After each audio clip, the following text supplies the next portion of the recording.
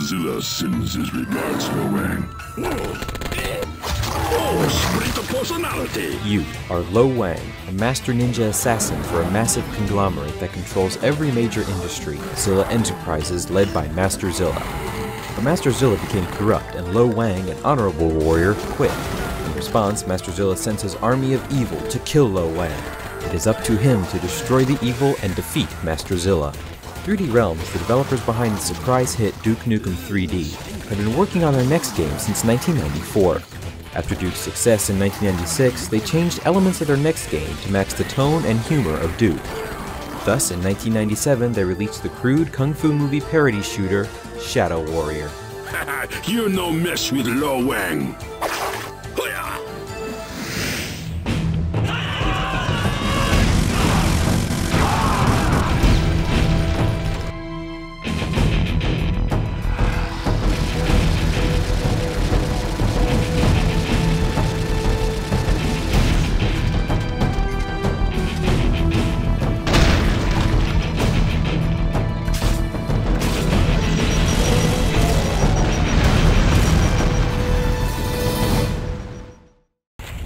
Talk or not, making no difference. Burn, baby, burn! Flames are get higher! Shadow Warrior plays very similarly to Duke Nukem 3D, largely because it utilizes a much more advanced version of the build engine. Its expanded gameplay elements included adding full room-over-room environments with ledges, bridges, and water effects. One of the best examples of all of these elements combined is a level late in the game in which you infiltrate Zilla's underwater submarine base. There are underwater areas right beside areas you can walk in. You also can look out into the water from those areas. The pinnacle of this was a spot where you have to break the glass to flood a room in order to grab a key from a vent. The level design is without a doubt the pinnacle achievement of Shadow Warrior. Like Duke Nukem 3D, the designers aimed to recreate real-life locations. You can fight through a subway station,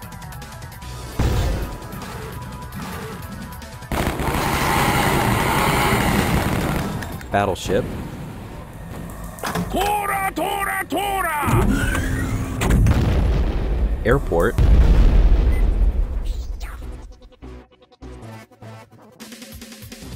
an oil refinery, Time to destroy Zilla's oil supply!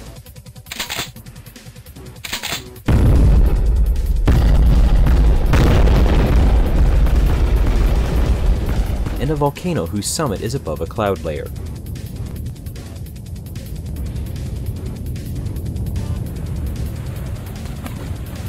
This focus on a real-world aspect was very different from what 3D Realms' most direct competitor at the time, id Software, did. It preferred more abstract locations, though this was partly due to engine limitations.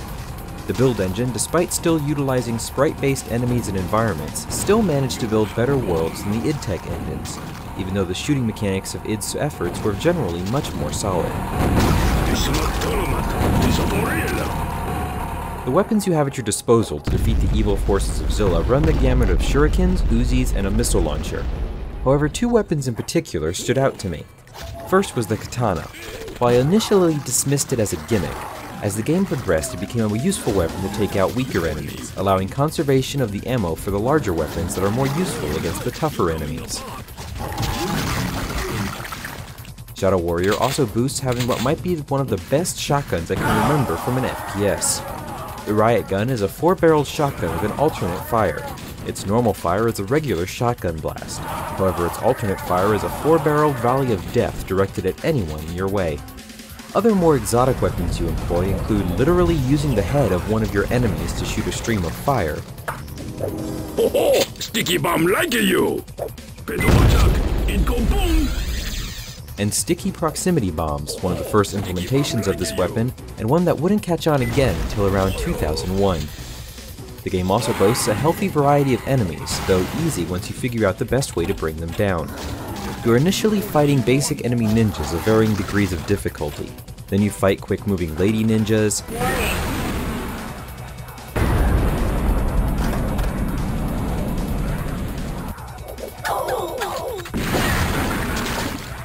flesh-eating koi fish, and a deadly green guardian whose head you can take and use as a weapon. At the end of all those levels and enemies, you eventually fight Master Zilla himself. If there's anything this period of FPS does well, it's giving you a fun and memorable boss fight. You fight Master Zilla atop a constantly moving platform over lava in his mech samurai suit.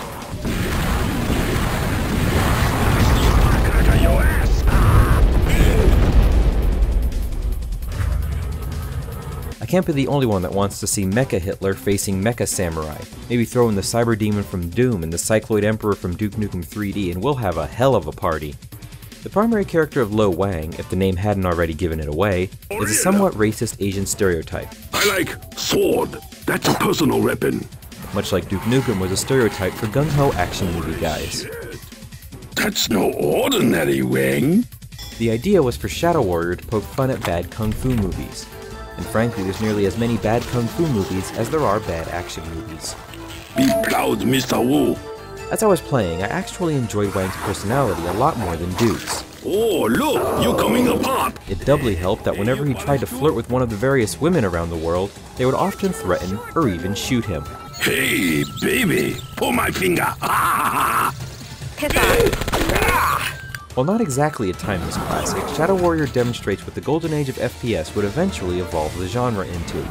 An overarching story told through interconnected or related zones with a central protagonist who's either given personality in the game, or whose personality is created by either the player or the environment. Few games embody this ideal more than the next game we'll be going over, but we'll talk about that in the next episode. Until then, my friends, as always, game on and take care.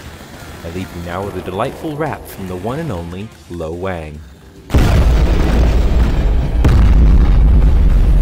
Want some Wang?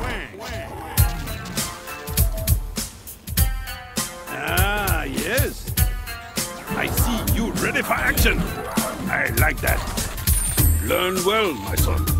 It is natural to die. Mass destruction is my thing. Banzai!